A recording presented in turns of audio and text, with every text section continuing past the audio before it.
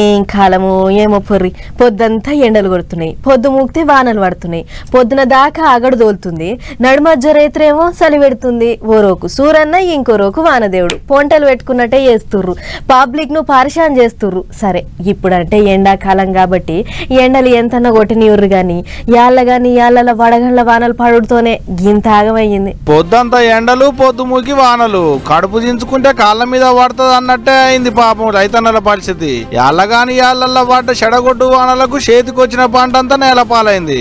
ఎండాకాలం పడ్డ వానలతోని చెర్లు నిండవు, ఏర్లు సాగవు. కానీ రైతులు పండించిన పంట అంతా ఆగం చందనం. కడుపుకు తిన్నట్టు లేదు, కాకులకు పెట్టినట్టు లేదు అనుకుంటా మస్తు కోసటిల్లుతున్నారు రైతన్నలు పాపం.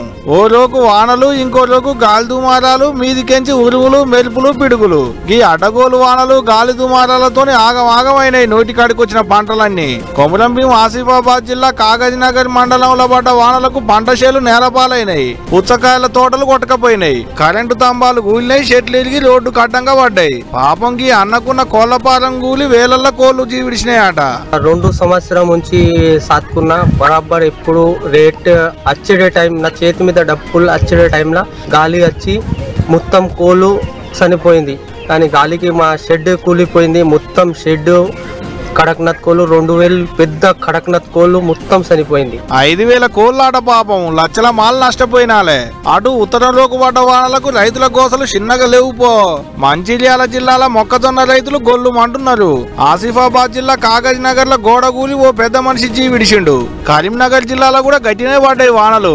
గాల్దుమారాలకు పంట పొలాలన్నీ ఆగమైతే సెంట్రల్ సహాయ మంత్రి బండి సంజయ్ సార్ పోయి రైతుల్ని మందలిచ్చి వచ్చిండు. మరి చూడాలే సెంట్రల్ కించి ఏమైనా సాయం చేపిస్తాడో లేదో అనేది. ఇటు పట్నంలో ఏమన్నా తక్కువనా, ఈడ కూడా గట్టిగానే షీడ్సి తోలినాయి గాలులు, వాన చినుకులు గట్టిగానే రాలినాయి. కొన్ని దుక్కుల వానరాళ్ళు కూడా పడ్డాయి. మామిడి తోటల చెట్లు కూలిపోయినాయి, పూత రాలిపోయింది. ఆడాడ మొక్కజొన్న పంటలు మచ్చుకు లేకుండా అనుకో రాదోలి.